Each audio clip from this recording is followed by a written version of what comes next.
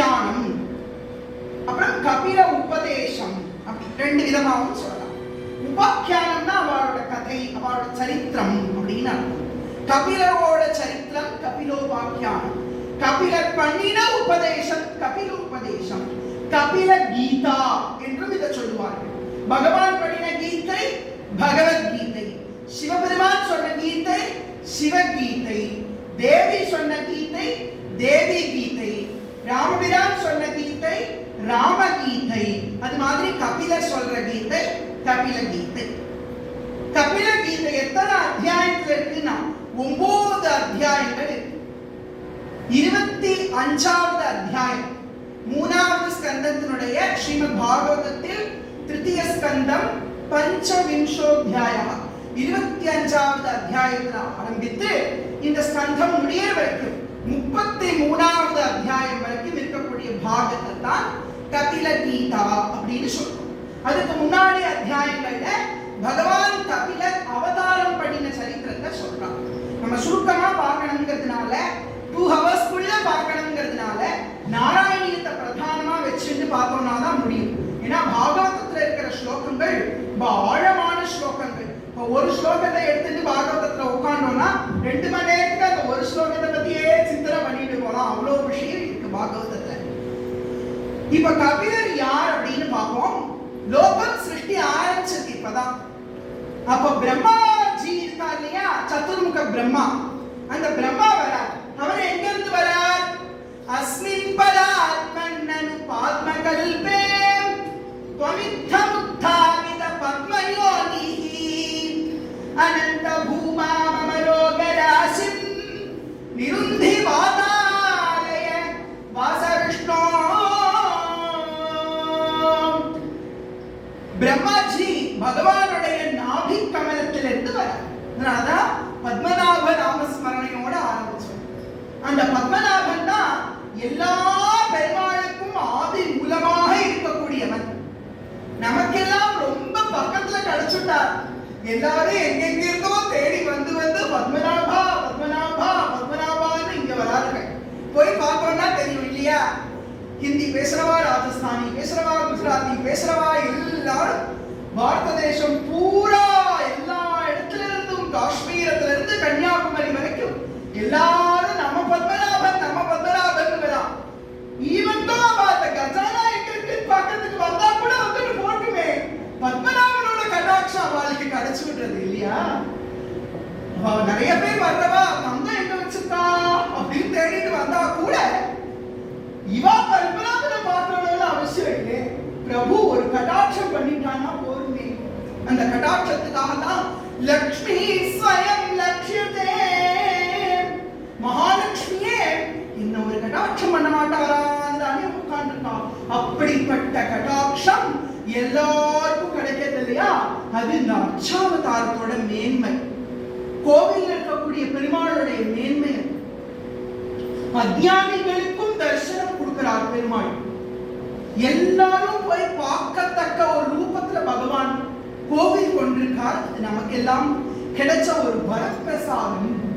அந்த பத்மநாபனுடைய நாபியிலிருந்து வந்த பிரம்மா, அந்த பிரம்மா சிருஷ்டி பண்ணுகிறார். இந்த சிருஷ்டிங்கிறது நம்ம குழந்தைகளை உண்டு பண்ற மாதிரியான ஒரு விஷயம் கிடையாது. இது திவ்ய சிருஷ்டி. நம்மளுடைய கண்ணுக்கும் கருத்துக்கும் அப்பாற்பட்ட ஒரு சிருஷ்டி. அதுல எப்படி சிருஷ்டி பண்றாரா, அவரோட நிழல்ல இருந்து சிருஷ்டி பண்றாராம் பிரம்மா ஒருத்தர்.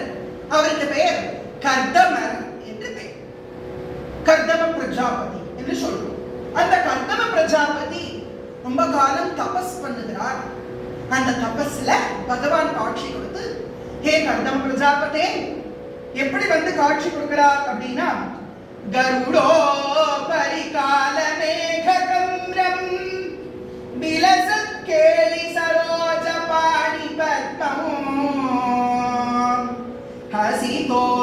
ஹசிதோல்லசிதானனம் விபோத்வம் வபுரா விஷ்குருஷேஸ்மம் கர்தமாய.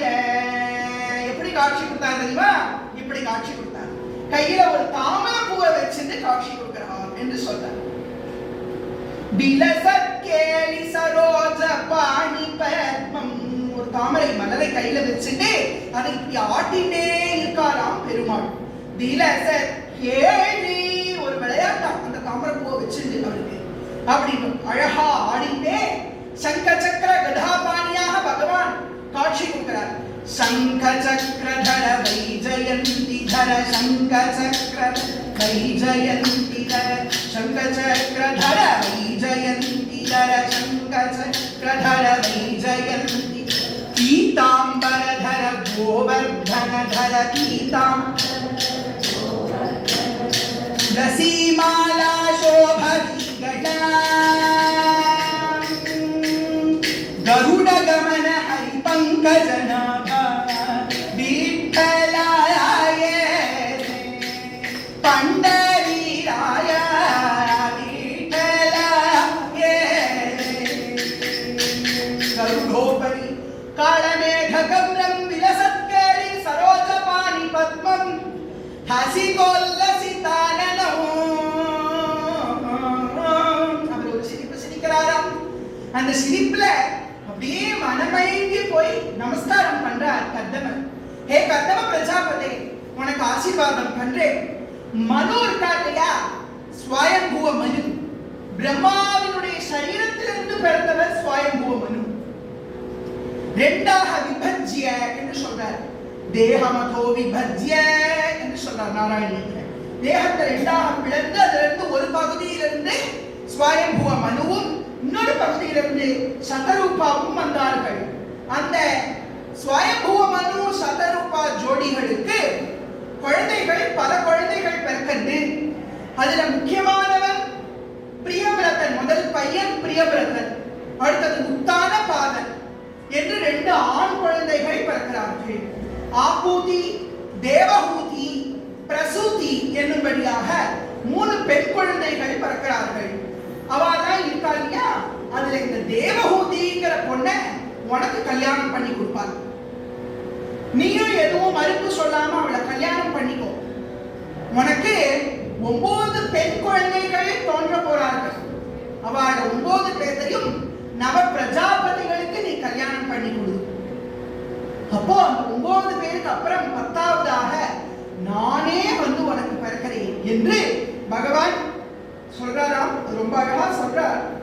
ஸ்துவதே புலகாவதாய தஸ்மை மனு புத்ரீம் தைதாம் நவாவி புத்ரீ கபிலம் ச சுதம் ஸ்வமேவ பஷ்டாதே ஸ்வகதிம் சாபி அனுக்ரேஹ்ய நிர்கதோ பூஹு. ஹே குருவாயூரப்பா, நீ இப்படி வந்து காட்சி கொடுத்தியாமே. நாராயண பட்டத்திரி சொல்றார், இவ்வளவு ஆச்சரியமான ஒரு ரூபத்துல கர்தம பிரஜாபதிக்கு காட்சி கொடுத்துட்டு உனக்கு மோட்சத்தையும் கொடுப்பேன்னு சொல்லிட்டு போனியாமே அப்படிங்கிறார். அப்படி சொல்லிட்டு பகவான் கிளம்பி போனதுக்கு பின்னாடி கல்யாணம் நடக்கிறது. ரொம்ப கோலாகலமா நடக்கிறது கர்தமருடைய கல்யாணம். இவருக்கு கல்யாணத்துல எல்லாம் ஈடுபாடு கிடையாது, குடும்பம் பண்றதுல ஈடுபாடு கிடையாது. ஆனா கல்யாணம் பண்ணிக்கிறது யாரு அப்படின்னு கேட்டா ராஜாத்திய, ராஜகுமாரிய. இத்தனை நாள் பட்டு மெத்தை தவிர்த்து வேற இடத்துல படுத்துட்டது கிடையாது தேவபூதி. மனுவோட பொண்ணுனா சாதாரணமா ஒரு சாதாரண ஒரு பெரிய பணக்கார ஆத்துல இருக்கிற குழந்தையிலே ஜாம் ஜாம்னு இருக்கு, டிப்டாப்பா ட்ரெஸ் பண்ணிக்கிறது, அங்க போகணும் இங்க போகணும்னு சொல்றது, லூலு மால்ல தான் எல்லாமே வாங்கணும்னு சொல்றது. இவர் யாருடானா லோகத்துக்கே அதிபதியான மனு மகாராஜாவாச்சே. அவரோட பொண்ணை என்ன சும்மா சாதாரணமாவா வளர்த்திருப்பார்? பெரிய இடத்து பொண்ணு, எல்லாம் சுக போகங்களோட இருந்தவள் தான்.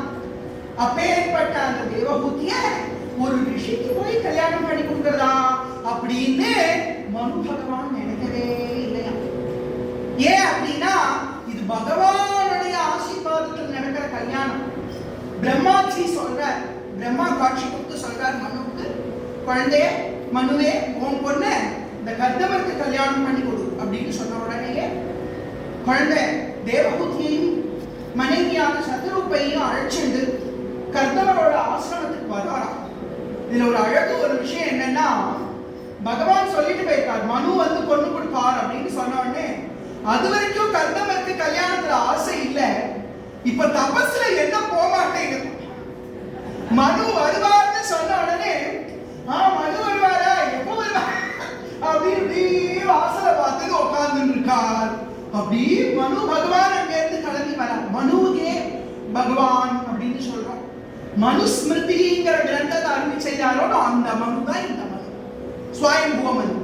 அவர் வரார், அங்கிருந்து தன்னோட மனைவியையும் பெண் குழந்தையையும் அழைச்சிட்டு வரார். அந்த பெண்ணை பத்தி சொல்றார், எப்பேற்பட்ட பெண் அப்படின்னு சொல்றார்.